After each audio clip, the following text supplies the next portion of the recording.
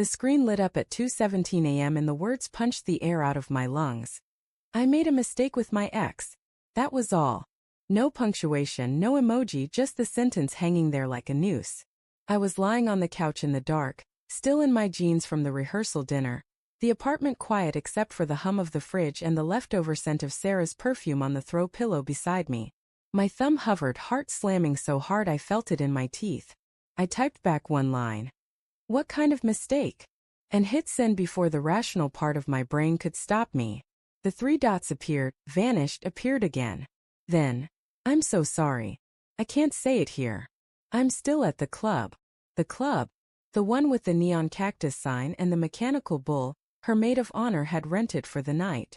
I pictured her in the bathroom mirror, mascara smudged, phone shaking in her hand while bass thumped through the walls. I sat up, the room tilting, and stared at the engagement photo on the mantel. Sarah laughing, head thrown back, my arms around her waist like I could keep the whole world from touching her. I dialed. Straight to voicemail. Hey, it's Sarah.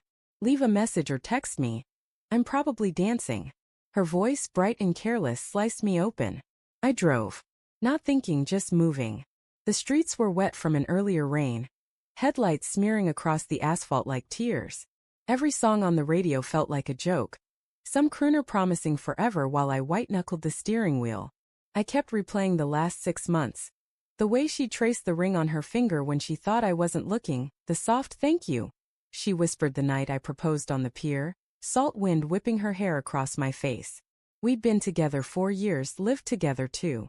I knew the freckle on her left shoulder blade, the way she took her coffee with exactly 1.5 sugars, how she cried at the part in the movie where the dog waits on the porch.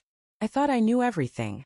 I parked 2 blocks from the club because the lot was full, walked past the line of girls in glitter and cowboy hats, past the bouncer who recognized me from the engagement party and gave me a pitying nod. Inside, the air was thick with sweat and tequila. Strobe lights carved the crowd into freeze frames. I found her at the bar, back to me, hair in a messy knot, wearing the white sash that read Bride to Be in pink rhinestones. Her best friend Mia saw me first, eyes widening like I was a ghost. Sarah turned. Her face went slack. Jake. My name came out small, almost lost under the music. She reached for me, then stopped, hands curling into fists. I was going to tell you tomorrow. I swear. Tomorrow. After the hangover, after the brunch, after she'd slept it off in our bed. I felt the floor tilt again. Tell me now, I said. My voice sounded like someone else's, low, dangerous. She glanced around, then grabbed my wrist and pulled me toward the side exit. The alley smelled like beer and garbage. A couple was making out against the brick wall. They didn't even look up. Sarah leaned against the door, arms wrapped around herself like she might fly apart. It was Ryan, she said. Ryan. The ex who still liked every photo she posted. Who'd sent her a birthday paragraph last year that made her cry in the kitchen while I held her. He was here. With the guys from State. I didn't know he was coming. Her voice cracked. We were doing shots. Someone dared us to dance. One dance turned into more. In the bathroom. I stopped it. I did. But not before. She couldn't finish. She didn't need to. I saw it. The stall door, the mirror fogged with breath, her white sash crumpled on the tile. My stomach lurched. How far? I asked. The question tasted like rust. She looked at the ground. Hands. Mouth. Not everything. But enough. Enough. The word ricocheted inside my skull. I thought of the invitation stacked on the counter at home, the cake tasting we'd done last week, the way she'd licked buttercream off my thumb and said, "This is us, sweet with a little salt." I laughed, a sound that scared even me. "You stopped it," I repeated. "That's your defense?" She started crying then, big ugly sobs that shook her whole body. I was drunk. I was stupid. I love you. I don't know why Because you still want him, I said. It wasn't a question. She didn't deny it. That was the knife twist. Not just the act but the wanting. The part of her that had never fully let go. I drove home with the windows down, November air slapping my face. My phone kept buzzing, texts from her, from Mia, from her mom. I didn't read them. I walked into our apartment and stood in the bedroom doorway. Her wedding dress hung on the back of the closet door, shrouded in plastic like a body bag. I unzipped it slowly, ran my fingers over the lace. She tried it on for me 2 weeks ago, spinning in the living room while I pretended to be unimpressed just to make her laugh. "Tell me the truth, Jake," she'd said. "Do I look like a bride?" She'd looked like the rest of my life. I took the dress off the hanger, carried it to the kitchen, and laid it across the table. Then I got the scissors. Not in anger, at least not only anger. Precision. Like surgery. I cut along the seams, slow, deliberate, watching the fabric part like skin.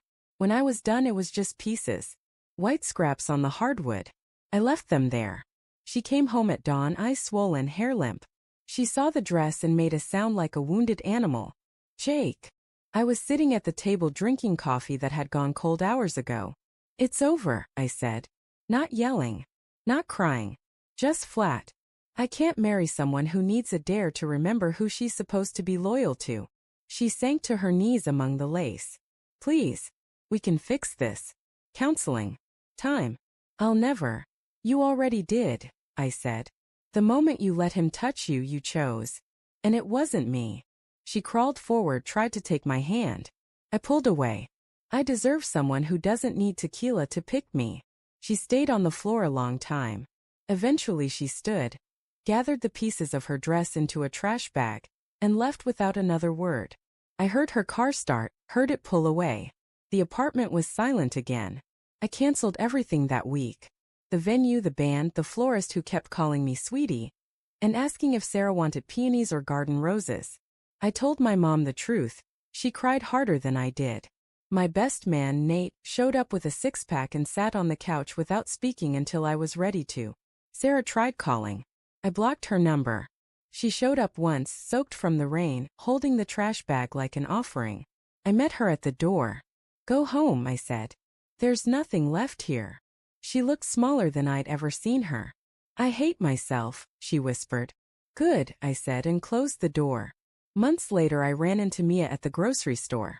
She hugged me too tight, smelled like vanilla and regret. "She's not okay," she said. "She moved back with her parents.